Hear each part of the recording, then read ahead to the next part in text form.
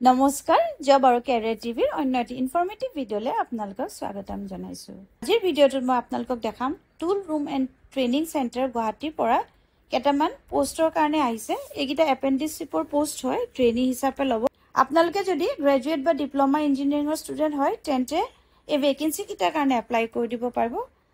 এতিয়া আপোনালোকক মই গোটেই ডিটেইলছ দেখাই যাম। আপোনালোকে ভিডিঅ'টো স্কিপ নকৰাকৈ শেষলৈকে চাই থাকিব আৰু পাৰিলে ফ্ৰেণ্ডছ আৰু ফেমিলিৰ মাজতো শ্বেয়াৰ কৰি দিব।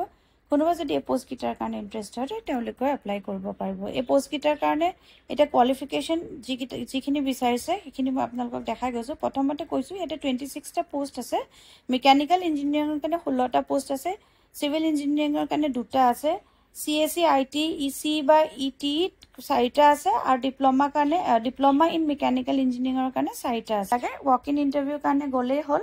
আৰু এড্ৰেছটো হৈছে এইটো TRTC, এইটো আমিনগাঁৱত আছে, আমিনগাঁও ইণ্ডাষ্ট্ৰিয়েল এৰিয়াৰ, নৰ্থ গুৱাহাটী 781031। আৰু যোনটো ষ্টাইপেণ্ড দিব আপোনালোকক, BTech হ'লে 12,000 পাব, ডিপ্ল'মা ষ্টুডেণ্ট হ'লে আপোনালোকে 10,000 পাব। আৰু যোনটো ৱৰ্ক ইন ইণ্টাৰভিউ আছে সেইটো আছে 31 আগষ্টত আছে, 9টাৰ পৰা আৰম্ভ হ'ব। লোকেশ্যনটো tool room and training centre, ministry of micro' small and medium enterprise, government of India, Amingaon industrial area, north গুৱাহাটীত আছে।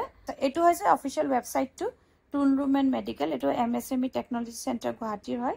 ইয়াৰ আণ্ডাৰতে এইটো নটিফিকেশ্যনখন আহিছে আৰু মই আপোনালোকে অফিচিয়েল নটিফিকেশ্যনখন এবাৰ খুলি পেলাই দেখাই দিছোঁ। এখন আহিছে 24 তাৰিখে আহিছিলে আগষ্ট মাহৰ।